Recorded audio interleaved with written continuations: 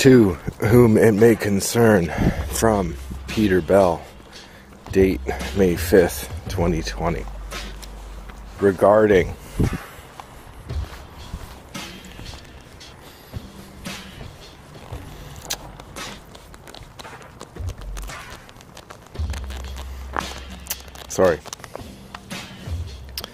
Cariboo Mountain.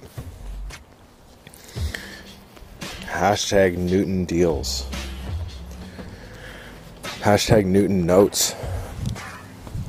Google Drive extensive documentation of proposed work program. Additional ideas for thermal aster imaging to match in a search comparison to Barkerville, Cow Mountain, the most auriferous ledges of quartz veins in BC. 1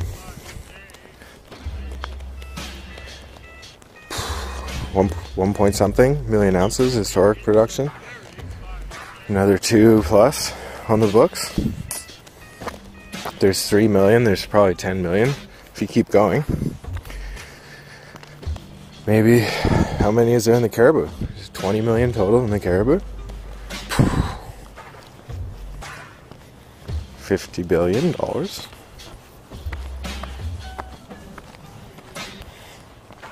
So, how much get produced in a year? As much as possible. And Dominion Ledge quartz vein is completely neglected. Last research, almost 50 years old. Suncor did the work. Yeah. There's only one grab that gave grade. The field notes say that all the rock samples were weathered.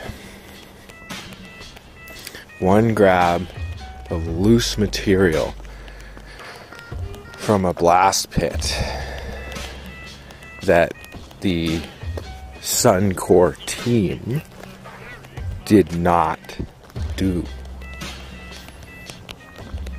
In 1980, when the Suncor team came to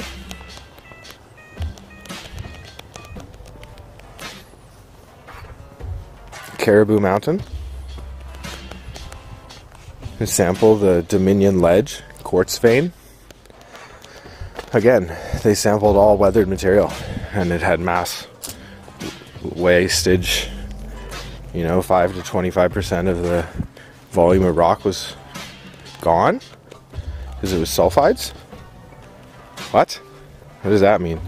And then there's one sample of blasted rock with some fresh sulfides in it, apparently running high-grade gold. Apparently the old timers found that prior to 1980. Locals probably know of it still. Dominion Ledge quartz vein. The placer claims are completely open and the mineral rights are free. They're crown grants, but they're reverted long ago.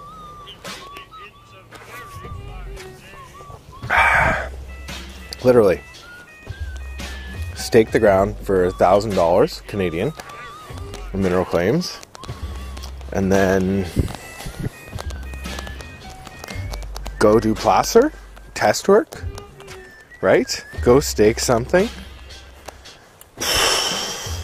placer rights, go anchor onto somebody, or go up in the cirque where there's water and do mini trommel. Mini trommel by hand with ATVs and dirt bikes mobbing the crew to the top of Cariboo Mountain from the Forest Service Road, which is well maintained potentially, but we mob a 5-person crew out there to work a high banker by hand in shifts or something, right? Like,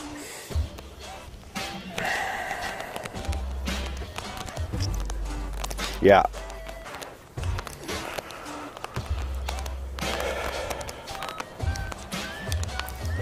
So Cariboo Mountain is open, and it has one historic showing of high-grade gold. It's 20 grams gold plus. Not quite 1 ounce per ton, but on the way to 1 ounce.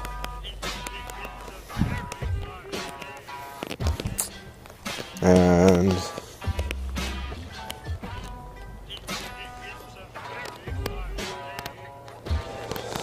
the work program there to start with is simple. First thing to do is for-profit operation on the placer claims, right? Somebody has to capitalize a private company and contract that work on a cost basis so that somebody's putting up cash that's getting spent and producing gold, you know, some amount from placer work, you know, without permits, non-mechanized mining. I don't know if that's money well spent. You may need some rich ground to do that at. Lots of places to try it. It's a good job for lots of people to do, right? 50 bucks an hour, 20 bucks an hour, 100 bucks an hour. All kinds of numbers for people. And you think about capitalizing the exploration activities at Cariboo Mountain in, you know, relation to like flow through financing rules, right? This is for-profit contract placer mining somewhere on Cariboo Mountain. Is it possible? In the valley, in front of the river, maybe? Go pan, send out a crew to pan by hand for colors and nuggets along, you know, the edge of the valley.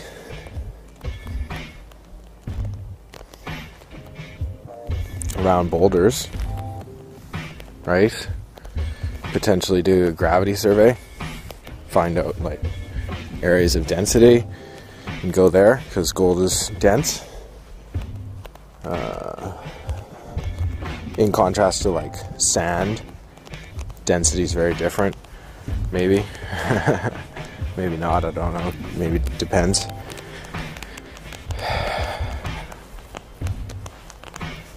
So there's all kinds of science that you can talk about that's relevant to this business line, right? If you have a for-profit placer operation on a contract basis where the public company has a royalty interest carried basis, then what does that mean, you know, for the placer private miner?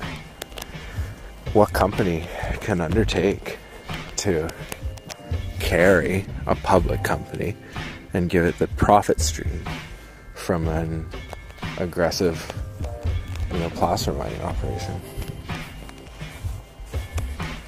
How simply can you implement a placer mining campaign? You have local people who have equipment, then,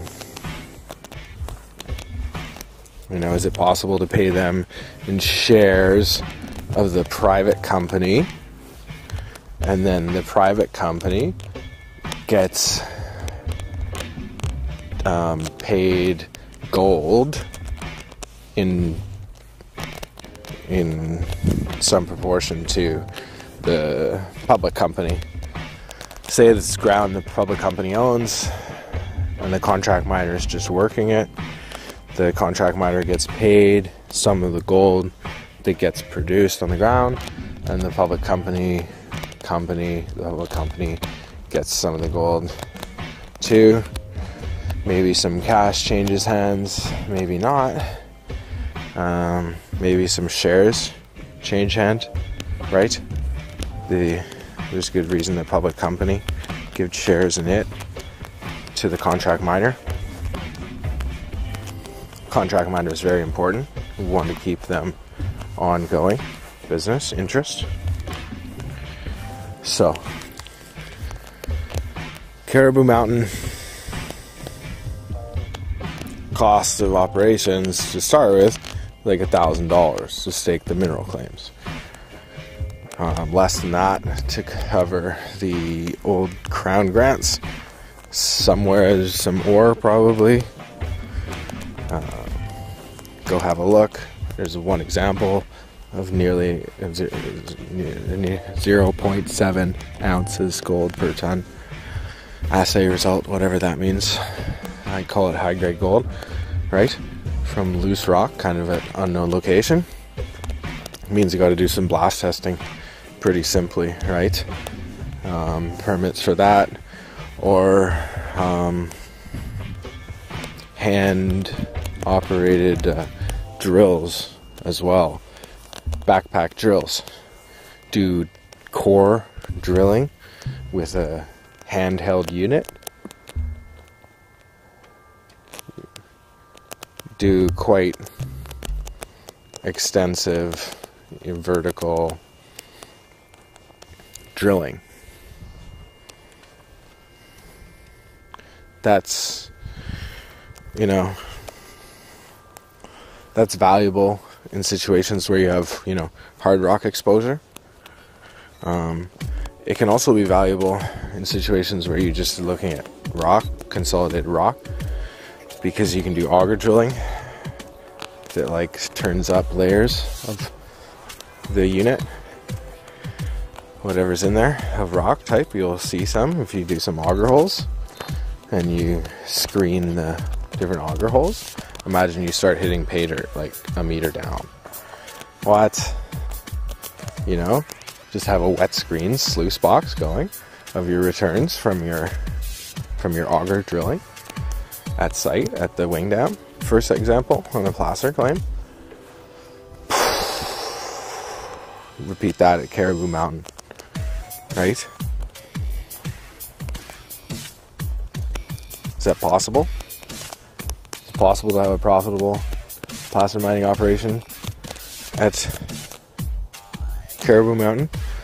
I don't know. They named the quartz vein there the Dominion Ledge quartz vein, and there's only one, modern record of grade and some evidence of historic mining, but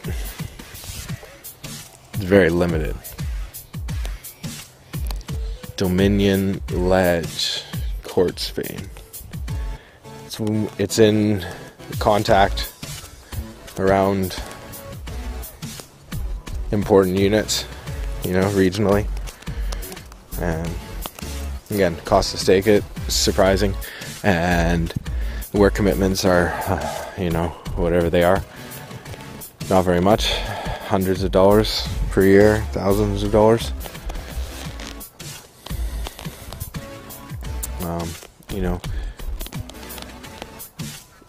Work programs and budgets are so large for proper minerals exploration programs. It's totally unknown what you'll get. You want to have some assurance of success.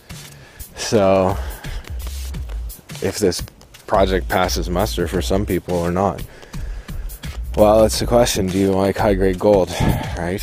And this Cariboo Mountain, the namesake mountain of the Cariboo district in British Columbia, has one instance of high grade gold from an unknown sample. So worth some more work.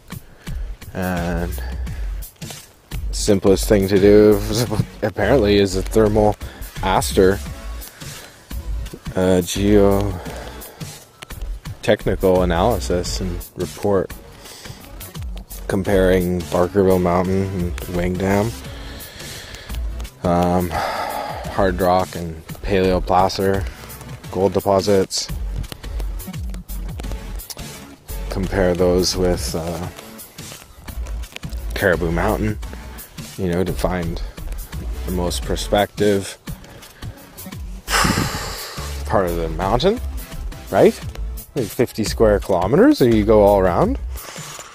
You know, the old claims are a small amount of that, but who knows where the place to be is.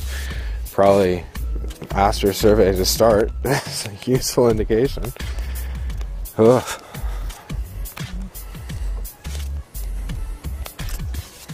That and lots of XRF, you know, geochem field, and hyperspectral. If you could do hyperspectral imaging in the field, ooh, yes, that.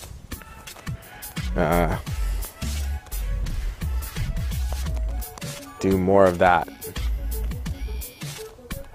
because public company spending on assay costs is always good spending. It's always good spending to test rocks, right? Because I'm pretty sure that there's a royalty business just in paying for junior explorers.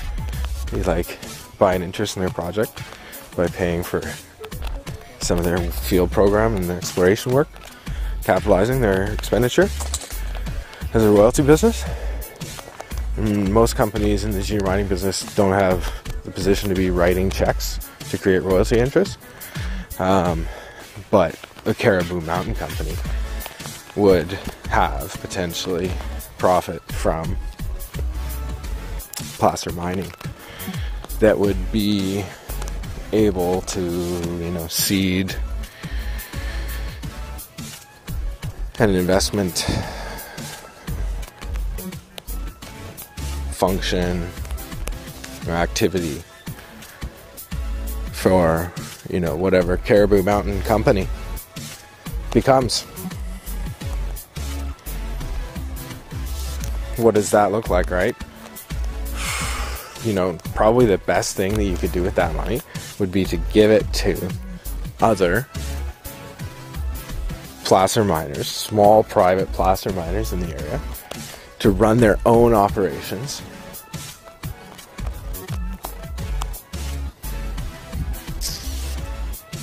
Use the profit from your placer mining to pay for other young people to start placer mining with equipment and training, right? Is that an educational campaign? It's like a great PR move for Cariboo Mountain Company. Like, what is that? What kind of a playbook do you have? Looking at all these things, right? Tying the science and stuff again, of course. All kinds of other things. So the consensus on Cariboo Mountain appears to be that it's not interesting. Basically, all of the rest of the Cariboo district, the prospective geology, is staked. Literally no place to get another mineral exploration claim that's like quite the same as this unit of rock. So kind of silly, crazy to say it publicly on the internet. May 5th, 2020, Peter Bell. I should stake it. Haven't done it yet. Please take it from me and bring it back. Let's do business on it. It's a great opportunity to capitalize on around here as area play. You know? But results of the 1980 program were pretty mixed. There was only one example of high-grade gold, and the rest was like some pretty weak geochem response. Some interesting geology, but there's some intense weathering, obviously, as I mentioned before. That affected surface work in 1980, for sure.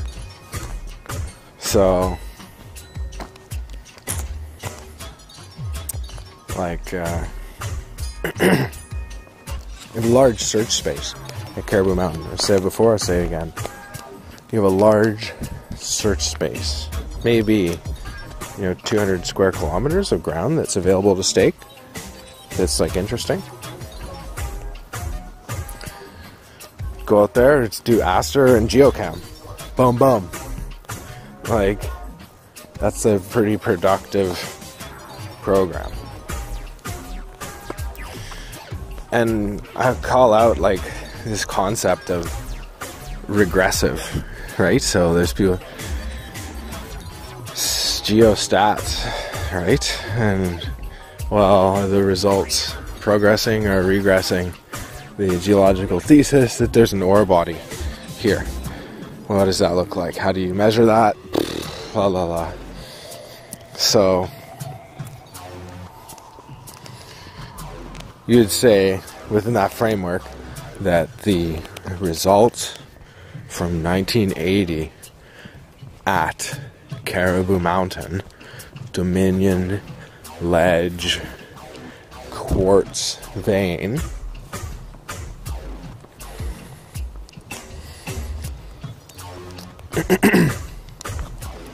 potential to discover gold system at Dominion Ledge is over 50%. It would be if there was a gold deposit at Dominion Ledge compared to all the other deposits in the Cariboo, where would it rank? 0 to 100, maybe 60, 70, 80, 90. What is the 99th deposit in the Cariboo? Right? 2.4 million ounces or something like that. Do you have that buried at Dominion Ledge? Nobody ever heard of? I don't know. Probably not. But you may still have an ore body, right? So the fact that it's open to stake and it's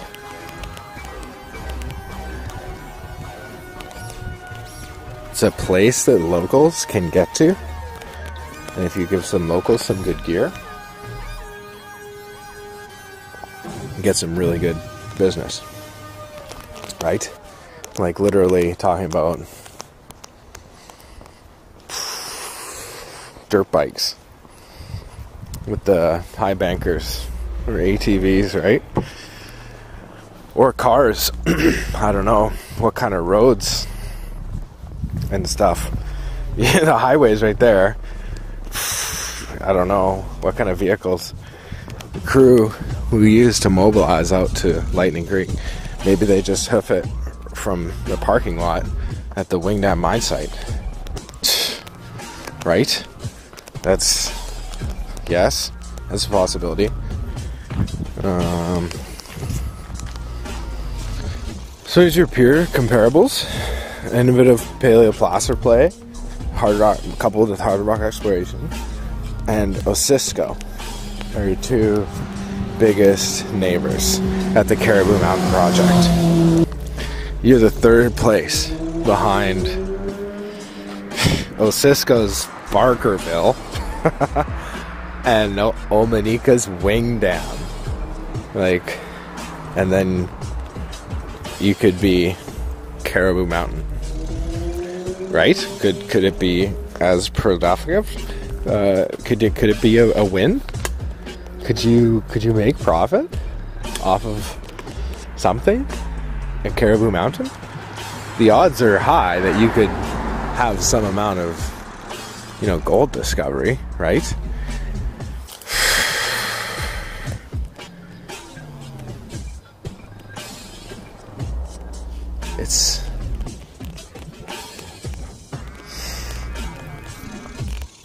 So I think it's obvious, but the consensus among critical geologists that I talked to who voted against me was that, this project has regressive results, right? He didn't use the same language as regressive, but it's the same concept. And it's just, they had more in a geochem sense, you would say, from the 1980 work. It was a regressive geochem first round of results. They were negative, really, towards the thesis of something being there. Cariboo Mountain. Cariboo Mountain. Imagine that. What could you find there? What's hiding? How much would it cost to find out? Start answering the question, right? What questions should you even ask? And how should you go about doing the work to answer them? Or financing it? Right? There's a huge question of implementation. But Cariboo Mountain, Dominion Ledge Quartz Vein. I'll say it one more time. Right? 1 ounce gold nuggets. Are there? The reality is that the loose blast material that was reported in 1980 was probably pretty near surface. It might have been from underground, but even if it was, you could probably get this similar sample information with the drill. So, mentioned before, drilling with a hand-held, man-operated drill, diamond core drilling bit. Take a rock sample, right? Quite good geological information. Pretty shallow holes, not necessarily very representative of anything, but still important. Potentially showing grade too, right? Like wherever this loose material came from, the one piece of it that had grade before. Let's see. Can we drill out some silly bits here and there? See if there's any more that's obvious, right? If there's obvious faults that we can drill with backpack drills that give us like core samples of veins, within like 2 meters or less or more, like from surface, the first 1.5 meters, 2 meters, 3 meters. I don't know what handheld drills are capable of. May need, like electric engine packs.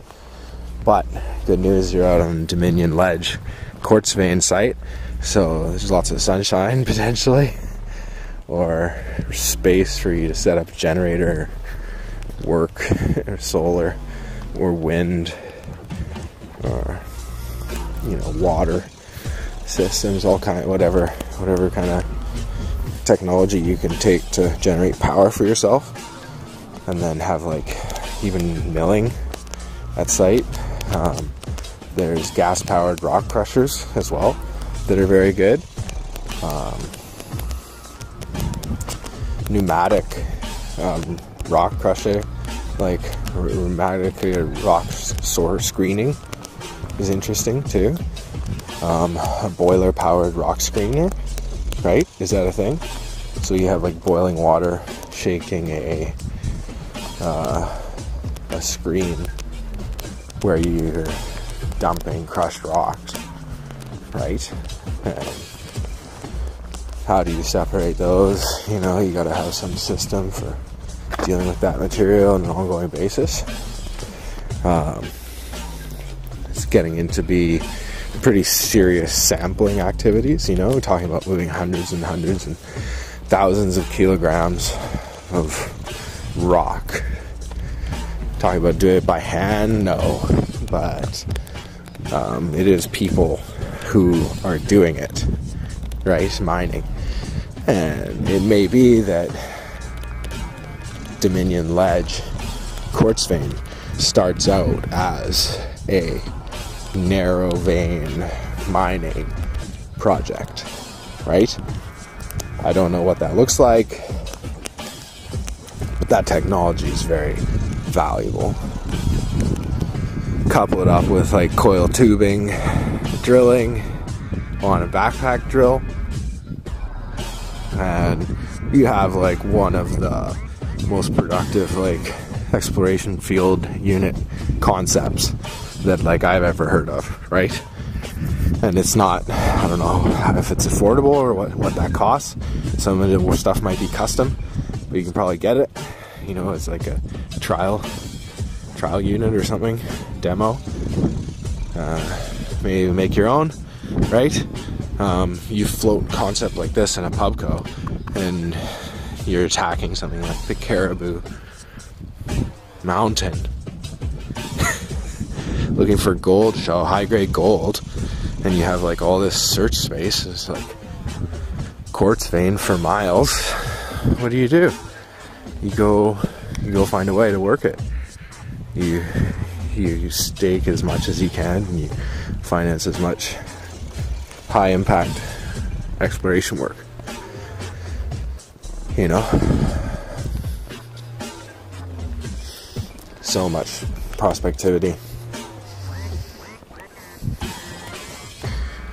It's a question of what kind of commitment, you know, you have to discovery and funding discovery over time, and in a vehicle. How you do that, right? Like, unheard of. So, you know, you can crush yourself getting too big there.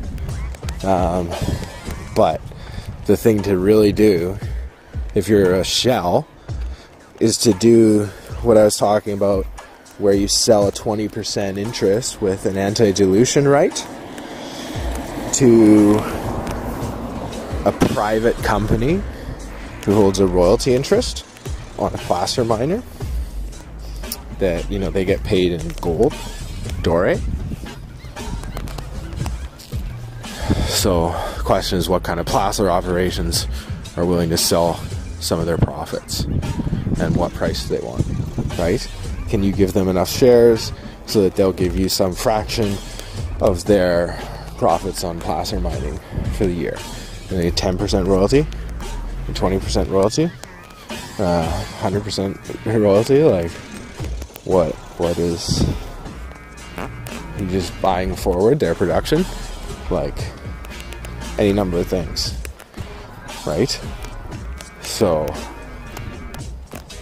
how do you finance it? How do you capitalize it? How do you paper up the transaction? Like, what exactly are you doing, right? It's a big question. So, good answer, you know, when you're starting with a shell, with nothing, right, is to say that you're building up. you know, base. Sounds obvious, right? But a financial base, and also an equity base, right? You want to issue shares. You want to build up some assets, some payables, you know, some interests on your assets side.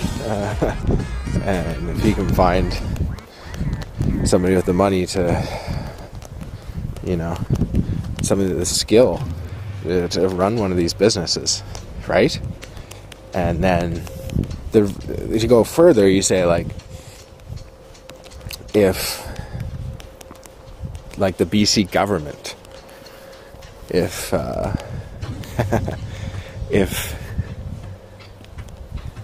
you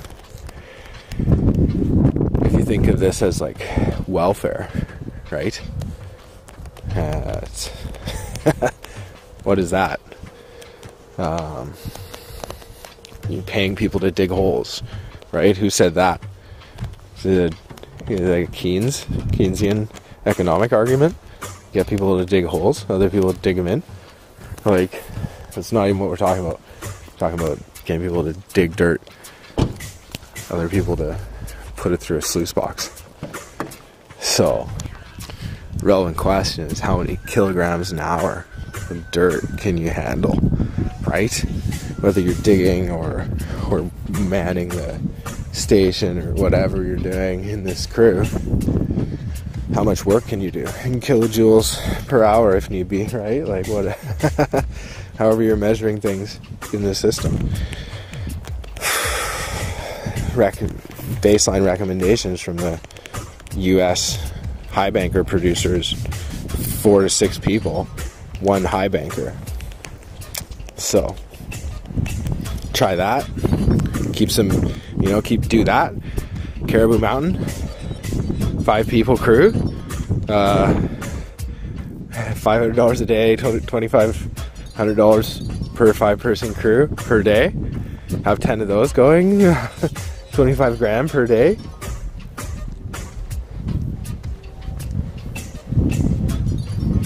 Go for 10 days, spend $250,000. Go for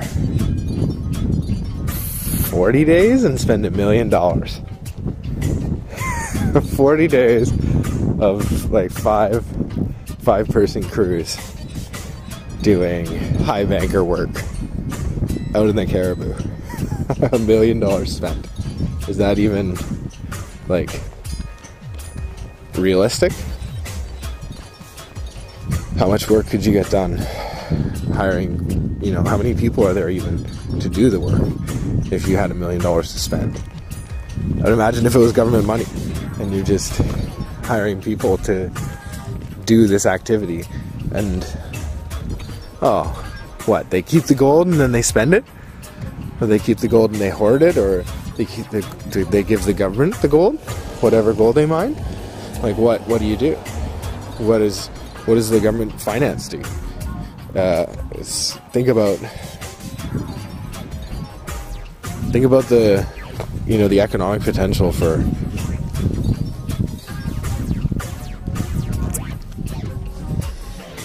the province of British Columbia to have an economic, you know, like, how much of an economic interest does it have in every mine, and what's it doing to, like, help more mines and, like, to be the best in the world at mining, right?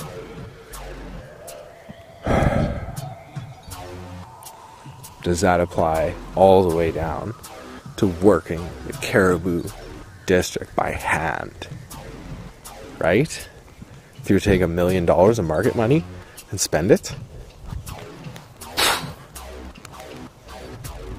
doing placer crews, like, think of what that would do to the local economy, for starters.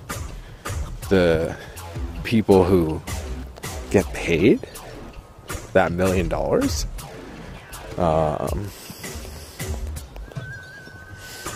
you know, what's the multiplier on that in the Canadian economy, right? Let alone the impact of the gold production, right? So if you're spending $1 million on mining costs, contract miner costs, with non-mechanized, placer mining with no permits. Just the most high impact mining activity you can possibly do in BC and the Cariboo. For a season, you spend $1 million. How much gold would you produce? If you forced yourself to do non-permitted, by hand work for whoever could handle the work, right? You just bring them up by the busload. There's physical distancing, right? They drive themselves out if they're local, right? Physical distancing. They can literally be handling buckets in a high banker operation in a crew of 5 people and may be able to maintain a safe working conditions generally. Maybe a problem in some instances, right? But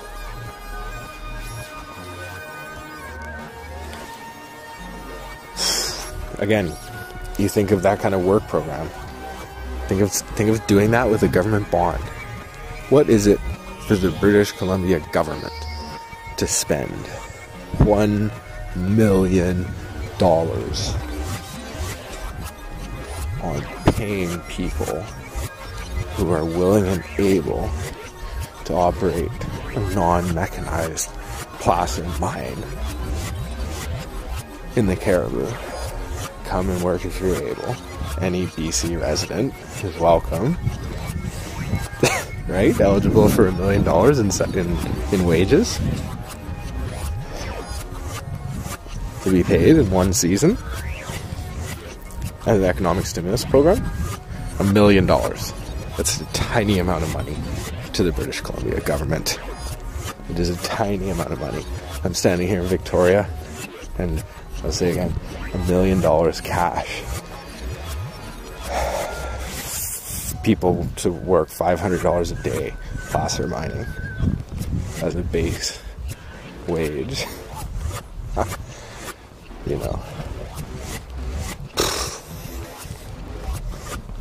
What? Think of how many people work so much more. There's a question. How many people in Quesnel? How many people in Prince George? Where do you get these people from? Do people come from Vancouver to do this work? And they're construction workers who are bummed out with the stop of work, painters and things like this, all these other tradesmen and stuff who are just out of jobs all of a sudden.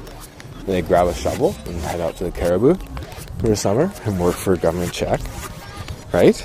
And then imagine, that project puts $1 million of salaries into local economy in the first year. How much gold is produced? Well, suppose it all goes to the British Columbia government. For $1 million of salaries on that kind of program, you might get $5 million of gold. Or say 2,000 ounces. Say 2,000 ounces, $2,500 Canadian an ounce. BC currency, 2020, June, and float it. A $1 million financing. And have the BC government exploded bureaucracy carry the administrative costs of the thing. And, is it even implementable? I have no idea. But if it produced $5 million of gold and that went onto the BC government balance sheet, what would that do for the province? It would have been a $1 million borrowing that they used to pay local people money in exchange for working, and then collect all the gold that they produce. And it's possible to do this because, you know, running from a high banker, when you clear the moss or the sluice pads, you get material that's not exactly just all refined gold, and you're not gonna, maybe it's not the easiest thing to steal, right? So I don't know. There's a big question mark about what happens with people stealing the gold, and the answer to that remains to be seen. You know, do you police that in a strict way? How do you even begin to comprehend, right, the potential for seizure or like loss or theft or just money being wasted when government spending? Like, of course there is. Always is. The theft is a lot more obvious when people are stealing gold out of a sluice box when a nugget rolls by and they're like, oh Lord, I'll take that. And if the people do that, you know, all the better for them to some degree, right? Imagine if the government let the people keep all the gold they mined and let them have a tax holiday on income associated with it, right? Is that government takes $1 million bounty, puts that for anyone who can work, incentivizes a whole generation of people to go placer mining, and then gives them all a tax holiday on whatever gold they get. If you did that 1 year policy, you would give a shot in the arm to the domestic placer mining business and economy. You'd produce like way positive net wealth in the province versus, you know, the credit, like the debt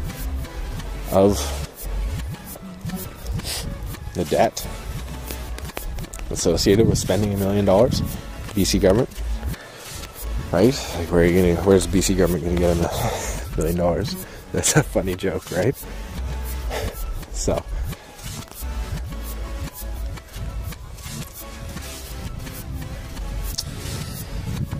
something like that is possible across the, you know, Cariboo or the province, really, right?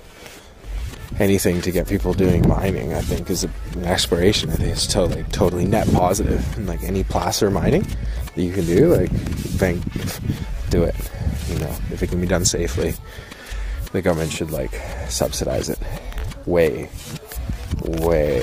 deeply. So much so that it's profitable to do it, period, in the province at this time. And just totally tilt the scales towards this one industry that generates money, true wealth, right? Gold. Like, turn British Columbia into a creditor, you know, sovereign position. Like, get BC out of debt, right? Could you do that by stimulating the mining industry and taking a huge royalty? Right? Could you just even just to do that in a small scale would be a net positive, right? And so much so that if you can find a way to do it on a profitable basis as a private company, then you're having a positive impact on society. And you're probably doing, you know, more than government is doing to that end, right? And so it's totally on you to like do this capitalist endeavor that generates like net wealth, right? If you can see a view to create value in society, please do it, right? Easier than you might think. give it a shot.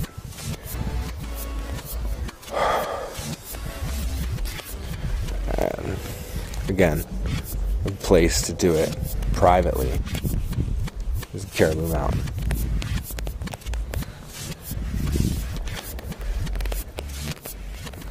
If you can get a profitable placer operation going there, you know, off your own financing privately, and then float the profit margin to a public company, Shell, at like a way low valuation for your interest, so that it's got more upside like potential.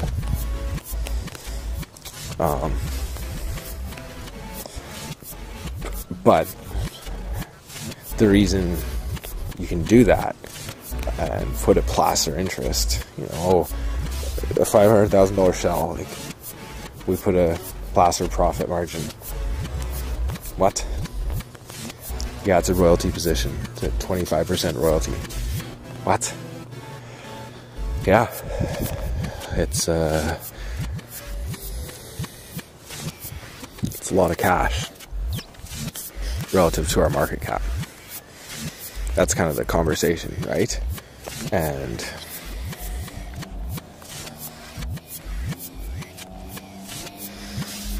do that.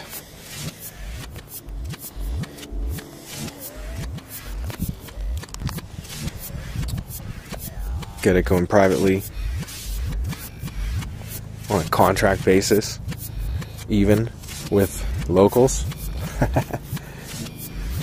So that, you know, there's a holding co, and that can be diluted down with various interests, right?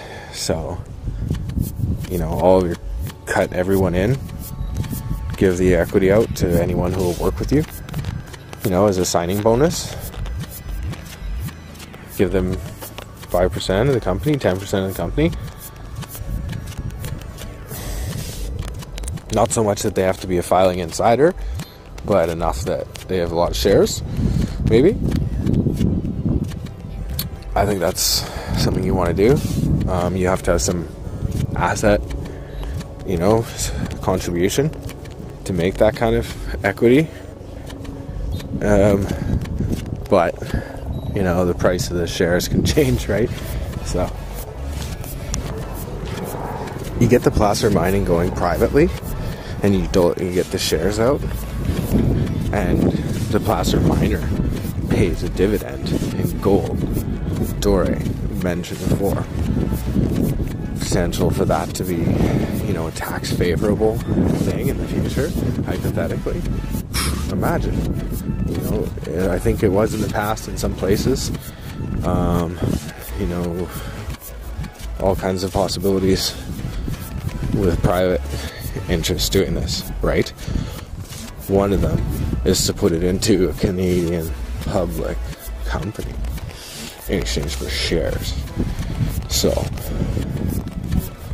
this public company uses its shares as currency to partner with a placer miner, and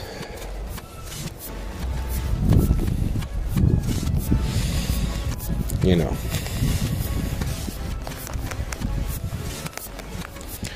potentially make a lot of money. That's basically all that you can announce at the time of you signing one of those deals, because there's no 43101 guidance that you can provide around what that placer production may entail. So, you know, all you can do is just say it's a royalty interest, and we look forward to collecting whatever money is paid on it, because this is our wonderful partner who we gave 20% of the company to in exchange for giving us all these sweet profits. We think placer mining is great. We think the province of British Columbia should do more of this. That's it, right? Like, it's a private company statement. The public company is like, thanks for the money. You can use it on exploration or cover the G&A, just survive, whatever. something to drive up the shares and give the placer miner some liquidity too. We talked about this before. The anti-dilution rights, they're key and pretty simple, right? Basically, you want to make sure that the placer miner gets paid like cash and gold and shares, whatever they want, like as much as they want. Some, the whole options as advisors too, or like if you're doing ongoing acquisitions or repeating the business line, you need them to act as advisors. Scale it up potentially, right? That's what we're talking about. So that's just the crazy idea of a private, profitable placer company. And put the profit line into a shell pubco so that the shell has some money to survive. It's just 50 grand a month. That's a killer amount to keep it going, right? It's the difference between nothing going on and something going on. 50 grand a month for a pubco to spend. If it can buy that cash flow by giving shares of it to somebody, in the mining business, that's a totally good thing to do. It's on. So, got to do that. Is it possible to run a placer mining operation at the Cariboo mountain site somewhere? Probably. I think if you go 80 kilometers, 60 kilometers, maybe less, somewhere to the west, maybe only 20 kilometers away, there's some gemstones in a min file as an occurrence. There's other min files in like placer, government records around the area, but not very much. So does that mean it's a dead area? I don't know. Let's go test it. Why should you think that there's something there? Well, there was 1980, they went and they got one piece of high-grade gold, and it was from loose material. They didn't know where it came from. Everything else they sampled from surface was all weathered, and it was all dead. But they got one of these sulfide fresh samples, and they don't even know where they got it from. So if somebody was there before them, then we don't know the full story. But there's high-grade gold there. So let's go back. You look at all the results from Cariboo Mountain, those 3 years by Suncor, like, pretty good results, pretty good program. They did a good amount of work, and it didn't show much promise. So people would say again, the results are regressive. But the point to consider is statistical volatility, right? The world is a chaotic system, and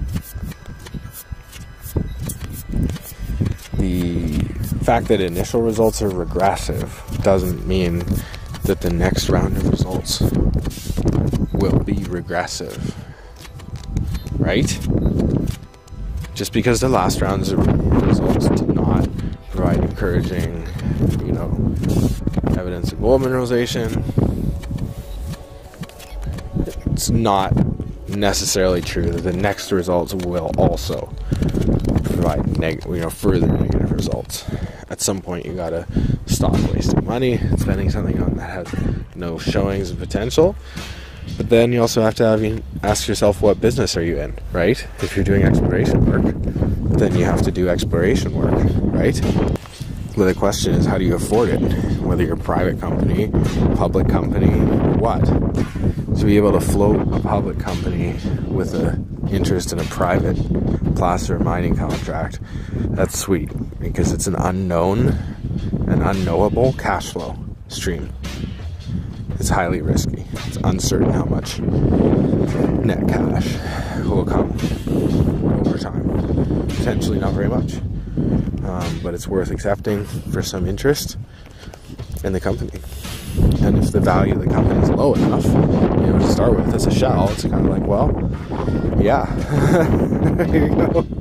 50 grand a month is worth 20% of the shell at a $500,000 valuation. And if they continue to provide $50,000 a month, then they continue to have an anti-dilution rate. Yes? That's the premise of the entire private placer miner contract deal. But could you do that at Cariboo Mountain? Probably. What else could you do at Cariboo Mountain? Well, probably quite a lot. It's really a wild place. It's hard to understand, like, all the stuff you're doing there. Right? So, there you get into millions of dollars of budgets, right? Placer mining, on surface by hand, can you turn a profit doing that? I don't know. I want to see. I'm going to try it privately with guys who are getting paid in shares for their effort to try it privately, right? And for whatever, production they have, even if the company makes a loss on it, I want them to get some gold out of it, right? Initially, privately, when you first go up to Cariboo Mountain, placer claims and go around with gold pans to try and see if there's any examples of areas of gold that they can find, right? To start with. Just free panning by hand all around. Start by doing that with a crew of 20 people in a Pubco shell. When you're getting a $50,000 a year G&A cover from a private placer mining operation that's turning a profit and paying you for some reason. Like, what? How does that happen? Well, economics, right? So, supposing you could do that somewhere around Cariboo Mountain or anywhere in Cariboo, and you take the money to spend to go explore at Cariboo Mountain, what could you do, right? And the fact that you could do this so much, right? It's amazing. Someone introduced me they said thermal aster. I don't know what that is, but they said they could show similarities to like Barkerville with it. And I said, what a great idea. Thank you so much. I don't have any money to pay for it myself, but let me record a note about it and ask the internet for help. And we'll see what comes of it, because this is such a great opportunity, right? This should be in a Pubco. Right? High grade, even just the high grade gold. If you can go and replicate that, if there's an old dump of a bunch of 1 ounce material and you go and you take 500 kilograms, that's all running at an ounce per ton gold. What? That's not fair, is it?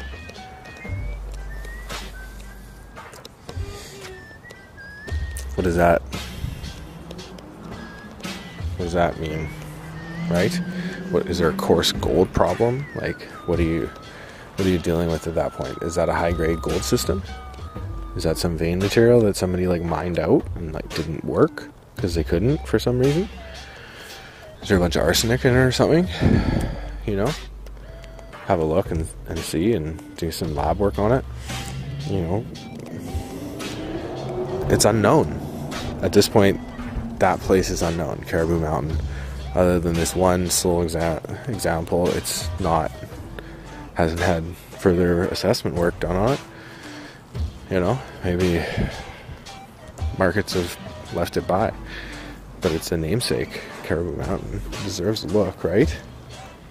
So, for the price of staking it and doing some lab work, and then some drone geophysics, and then maybe some remote geochem. What's remote geochem? Right? Like,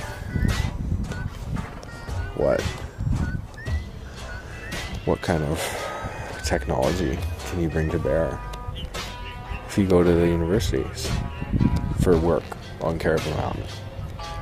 Right? Like, the full gamut of things is available at your disposal. It's like, it's all just a question of time and money and people and the world, right? So the reality around Cariboo Mountain is basically unknown at this point.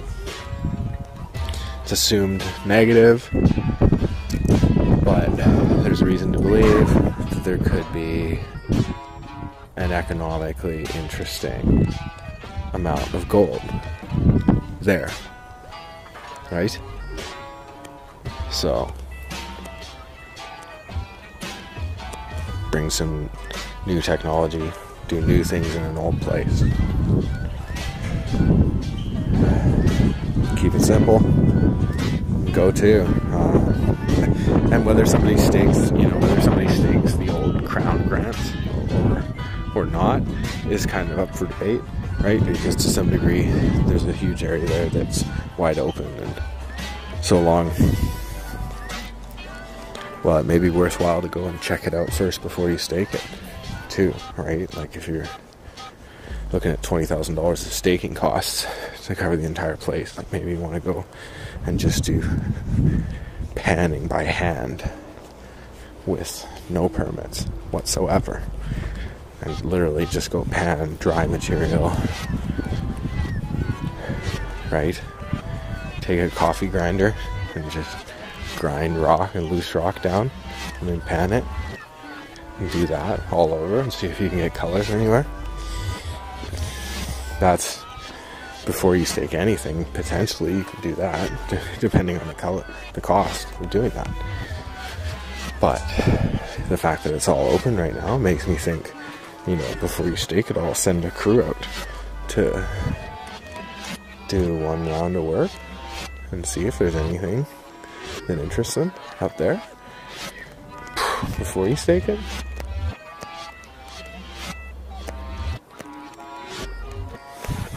I don't know. Depends how you operate, I guess. At this point, my plan is to just talk about it. I might put up some money for somebody to stake some ground on my behalf and enter into some agreement. But I haven't done that yet. I'm not rushing to do it. So, as an advisor, I describe it in detail, so that anyone listening can be like, hey, I need an idea for a shell or Pubco. I need something, raise some money on. And the answer is, let's get a profit royalty position on a private placer miner, and then do mineral exploration like Omanika. Same recipe. They perfected it for the Cariboo. I think they did, and they can do it at the paleoplacer for a 35% royalty interest because the project's so rich. But maybe surface work, non-mechanized programs, maybe it's only 10% interest. Whatever it is, like, if you can put 50 grand a month into a Pubco just by giving some placer miner 20% of the Pubco, again with an anti-dilution right, so long as he continues to produce and return money to the Pubco on a carried basis monthly, right, or on some agreement, whatever that is, like, that's up for debate if that's a good idea or not. I think it is. Something in there. And that's the Cariboo Mountain. There's like I want to say less than 300 square kilometers of land, maybe 100 square kilometers of land around there that looks like it was on the right parts of the colored diagrams, the last time I looked. It's a large area. Undertaking work in there is a big proposition, but it's a great playground, and anything you can do to understand the area better is totally valuable, right? So, as I talk about this idea, hopefully it draws people here and the best ideas start to get developed. You know, even if it's Australian companies or whatever, I hope it's game on for them, and I hope they can bring it back here and market it here to us, because we have some great projects that they can work on. So, thank you.